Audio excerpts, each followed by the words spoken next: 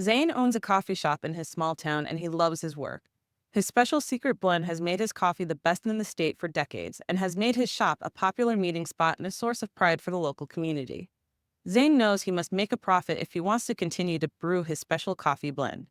He decides to set up a meeting with his accountant, Abby.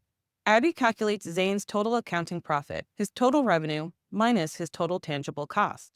First, she determines his revenue from coffee and food sales. Then, she tallies up his tangible costs, things like coffee beans, wages for the baristas, taxes, and insurance. Abby finds that Zane's total profits come to $35,000, which he claims as his salary. This financial calculation is called accounting profit. Later that month, Zane received a call from a large corporation asking him to manage a coffee shop in the next town for $45,000 a year. An additional $10,000 a year is enticing, but Zane must first consider his opportunity cost, or what he would give up if he chose to accept the position.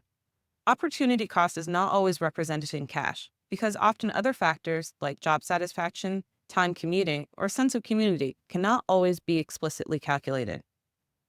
Zane needs to go beyond accounting profit to help him make this decision. He'll have to think about the daily benefits of his job to decide whether the higher salary justifies transition. He can calculate the accounting profit of the corporate job by subtracting his current salary, which is $35,000, from his job offer of $45,000. To arrive at his economic profit, Zane needs to decide how much the emotional extras from running his own business are, or, as we put it earlier, the opportunity cost. If Zane values the extras at $10,000, then he will have a zero economic profit. In a perfectly competitive market, this would be called a normal profit because his resources are being efficiently used relative to his other option. In this scenario, Zane would be indifferent between choosing the new job or operating his coffee shop. If Zane values the worth of the extras at less than $10,000, then he will have a negative economic profit for his shop.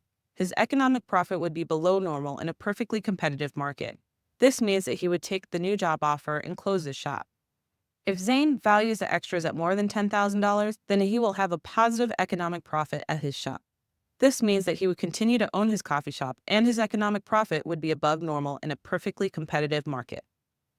Of course, it is difficult to put a financial value on things like autonomy or community, and Zane admits that having some extra money would be nice.